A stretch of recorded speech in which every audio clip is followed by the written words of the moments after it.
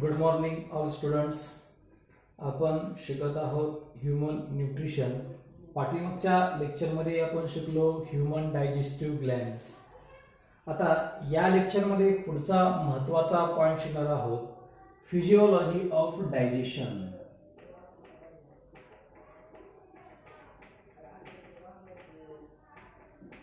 Physiology of digestion म्हणजे human digestive system मध्ये elementary canal मध्ये कशा प्रकारे प्रॉपरली डायजेशन आपल्या बॉडीमध्ये घडून येतं त्याला आपण फिजिओलॉजी ऑफ डायजेशन म्हणतो.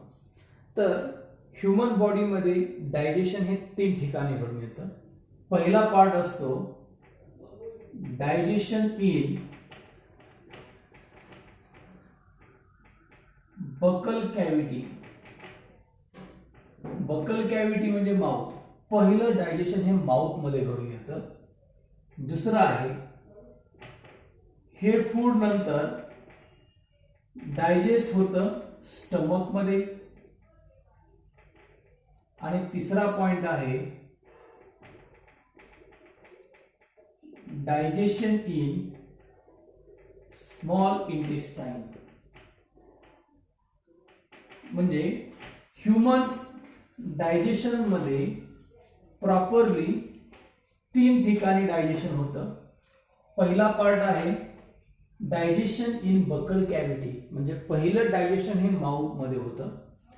दुसरा आहे डायजेशन इन स्टमक आणि तिसरा पार्ट आहे स्मॉल इंटेस्टाइन. जे डायजेशन माउथ मध्ये झालं नाही ते स्टमक मध्ये होईल. जे स्टमक मध्ये झालं नाही ते प्रॉपरली शेवटी स्मॉल इंटेस्टाइन मध्ये होतं.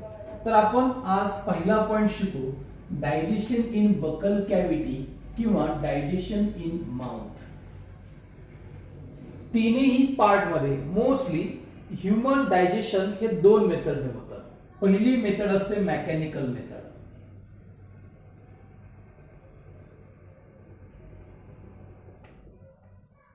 आणि दुसरी मेथड जी आहे त्याला आपण केमिकल मेथड म्हणतो. मेकॅनिकल जी मेथड आहे for example mastication of food, mastication और churning of food. Third one peristaltic movement. या काही महत्वाच्या मुवमेंट आहेत याद्वारे मेकॅनिकल मेथडने फूड डायजेस्ट होतं. मॅस्टिकेशन म्हणजे फूडला आपले टीथ क्रश आणि ग्राइंड करतात. चर्निंग ऑफ फूड स्टमकच्या जो थिक मस्क्युलर वॉल असतो त्या ठिकाणी इंटरनली फूड हे चर्न होतं. आणि जेव्हा एलिमेंटरी कॅनल मधून फूड डाऊनवर्ड डिरेक्शनला जेव्हा पास होईल त्या मुवमेंटला आपण पेरिस्टॅल्टिक मुवमेंट होतो. या 3 मुवमेंटमुळे मेकॅनिकल मेथडद्वारे फूड डायजेस्ट होतं. दुसरा आहे केमिकल मेथड. या ठिकाणी केटाबॉलिकली फूड इज डायजेस्टेड. या ठिकाणी केटाबॉलिक प्रोसेसने म्हणजे एन्झाइम्स द्वारे फूड हे डायजेस्ट होतो.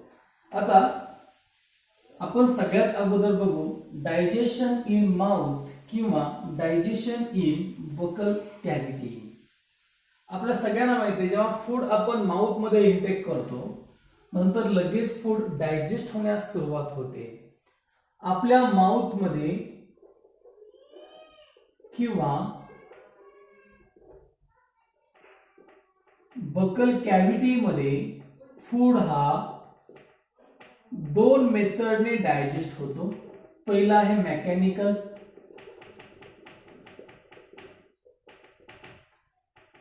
आणि दुसरा आहे केमिकल.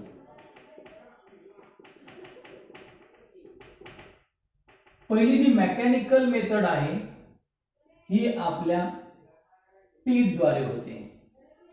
फूडला मेकॅनिकली टीथ हे डायजेस्ट करतात. Teeth crush and grind the food.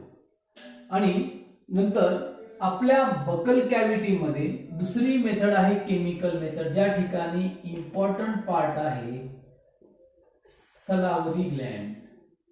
He सलावरी Gland आपल्या बकल कॅव्हिटीमध्ये सलायवा तयार करते. सलायवा हा एक वॉटरी फ्लुइड आहे ज्याच्यामध्ये 98% वॉटर राहतो, तर 2% हे इलेक्ट्रोलाइट असतात ज्याच्यामध्ये sodium, potassium, calcium, chloride, bicarbonate यांचं प्रमाण असतं. तर या सलायवामध्ये महत्वाचा एक एन्झाईम असतो ज्याचं नाव आहे सलावरी अमायलेज. टीथ हा फूडला जेव्हा क्रश आणि ग्राइंड करतो त्या फूडला टंग सलायवा सोबत मिक्स करते आणि ते फूड मॉइस्ट किंवा सॉफ्ट बनतो. जेव्हा टीथने क्रश केलेलं जे फूड आहे त्याच्यासोबत जेव्हा सलायवा टंगद्वारे प्रॉपरली मिक्स होईल तो फूड सॉफ्ट आणि मॉइस्ट बनतो. त्या फूडला आपण बोलस म्हणतो. आता केमिकल मेथड बघू आपण. सलावरी ग्लँड कशा प्रकारे सलायवाद्वारे फूडला डायजेस्ट करते. आपण खाल्लेल्या फूड मध्ये मोस्टली स्टार्च हा पॉलिसॅकराइड असतो.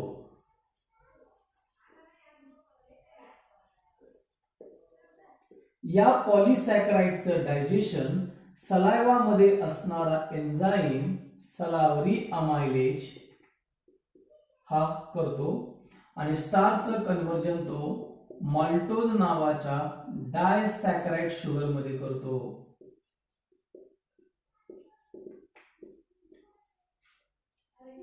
म्हणजे सलावरी अमायलेज स्टार्चचं कन्व्हर्जन आपल्या माउथ मध्ये माल्टोज मध्ये करतो.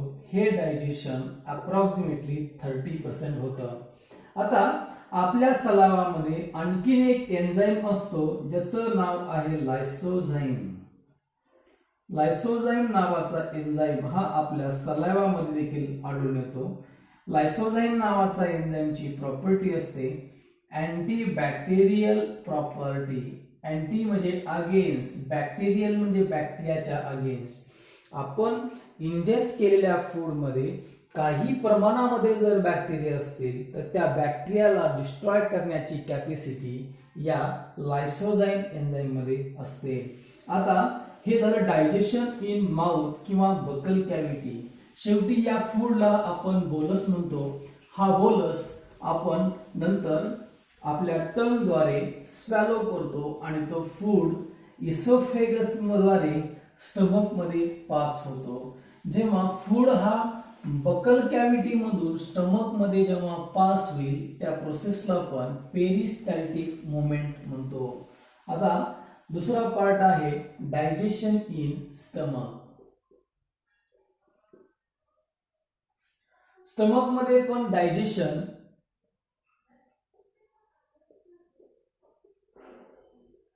दोन मेथडने होतं. पहिली आहे मेकॅनिकल मेथड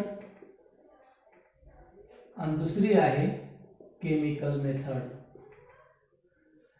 स्टमक मध्ये फूड मेकॅनिकली डायजेस्ट होतो कारण स्टमकचा जो थिक मस्क्युलर वॉल आहे हा फूडला चर्न करतो.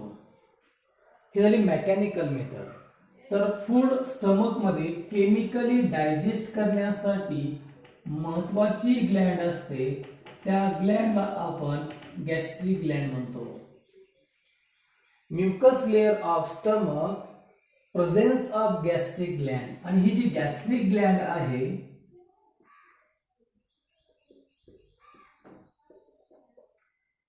ही 3 प्रकारच्या सेल पासून बनलेली असते.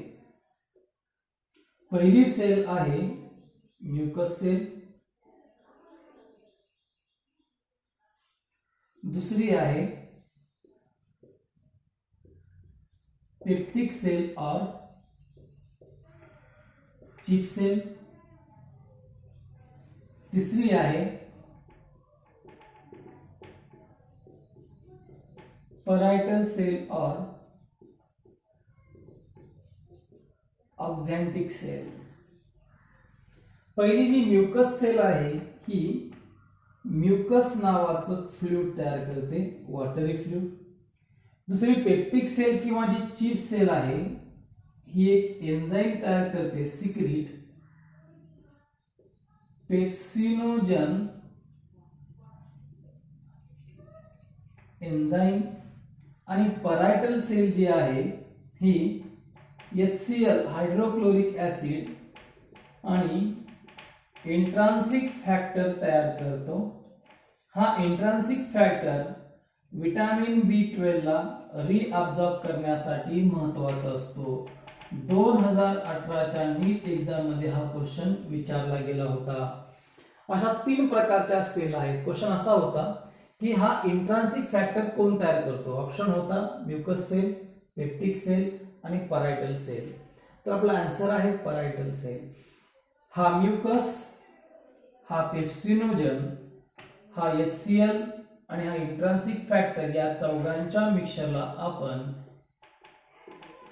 गॅस्ट्रिक ज्यूस म्हणतो. आता हा गॅस्ट्रिक ज्यूस आपल्या स्टमक मध्ये डायजेशन साठी हेल्प करतो. हा जो HCl आहे हा एक स्ट्रॉंग ऍसिड आहे. या स्ट्रॉंग ऍसिडद्वारे स्टमकच्या इनर लाइनिंगला बर्निंग होऊ शकते. तेव्हा स्टमकच्या इनर वॉल वरती प्रोटेक्टिव्ह कोटिंग करण्याचं काम म्युकस करतो. हा HCl वरून आलेल्या फूड मध्ये जर काही जर्म्स आणि बॅक्टेरिया असतील तर त्याला किल करतो. स्टमक मध्ये ऍसिडिक मीडिया बनवतो. आणि सगळ्यात महत्त्वाचा हा जो HCl आहे हा पेप्सिनोजन हा एक इनऍक्टिव्ह फॉर्म आहे. त्याला ऍक्टिव्ह फॉर्म पेप्सिन या एन्झाईम मध्ये कन्वर्ट करण्याचं काम करतो. बघू आपण कशा प्रकारे पुढे केमिकल डायजेशन स्टमक मध्ये टेक्स प्लेस होतो ते.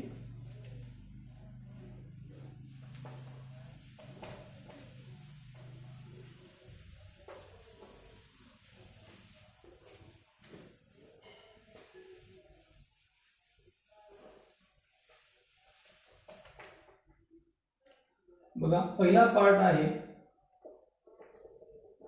पेप्सिनोजन. हा एक इनऍक्टिव्ह एन्झाईम आहे.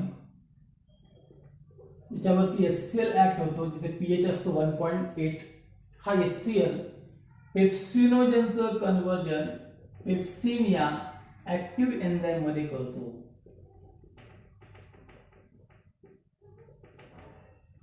पेप्सिन हा जो ऍक्टिव्ह एन्झाईम आहे हा प्रोटीन वरती ऍक्ट होतो.